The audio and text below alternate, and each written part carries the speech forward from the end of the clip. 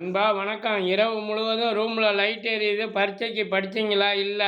20 வயது முடிஞ்சு 21 வயது ஆரம்பித்தது. 12 மணிக்கு பிறந்த நாள். குடித்துவிட்டு கொண்டாட்டம். நேற்று வரை குடிக்கக்கூடாது. தெரிஞ்ச படிச்ச உனக்கு ஒரே நிமிடத்தில் மாறி குடித்தா உடல் நலன் பாதிக்கும், பிரச்சனைகள் வரும்னு தெரியாதா? பள்ளி கல்லூரிகளில் பேரணி விழிப்புணர்ச்சி செய்கிறார்கள். படித்து முடித்தவர்கள் எப்படி குடிக்கிறார்கள்?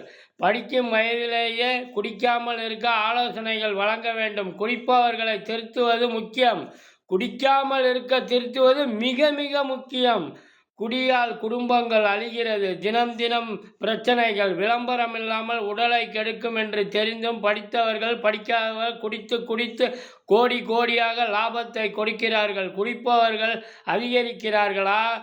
குடிப்பவர்கள் குடியை அதிகரிக்கிறார்களா? இரண்டுமே நாட்டிற்கும் வீட்டிற்கும் கேடு. பொது இடங்களில் குடிக்கக்கூடாது. பள்ளி கல்லூரிகள் கோயில்களுக்கு அருகில் பாட்டில்கள், ஒருமுறை பயன்படுத்தும் கப், பிளாஸ்டிக் கவர், தண்ணீர் பாட்டில்கள் கண்ணுக்கு தெரியும் இடங்களிலெல்லாம் சுத்தமாக இருந்த இடத்தையும் அசுத்தமாக, சுத்தமில்லாத இடத்தை மக்கள் பயன்படுத்த முடியாமலும் செய்து விடுகிறார்கள்.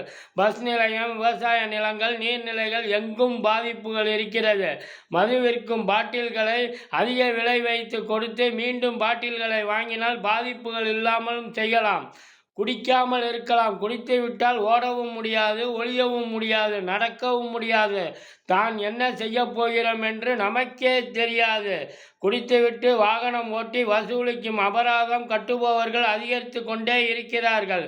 விபத்துகள், உயிரிழப்புகள், உடல் உறுப்புகள் இழக்கிறார்கள்.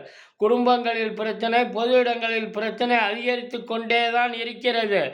ஆண்கள் குடிப்பதற்கு 1000 காரணங்கள், கவலைகள் சொல்லலாம். பெண்கள் கவலையுடன் குடிக்காமல் எப்படி இருக்கிறார்கள்? சிந்தித்து நாமும் குடிக்காமல் இருப்போம். தலைமுறைக்கு நல்வழி காட்டுவோம். நல்ல தேசத்தை உருவாக்கி முன்னேறி கொண்டே இருப்போம். நன்றி.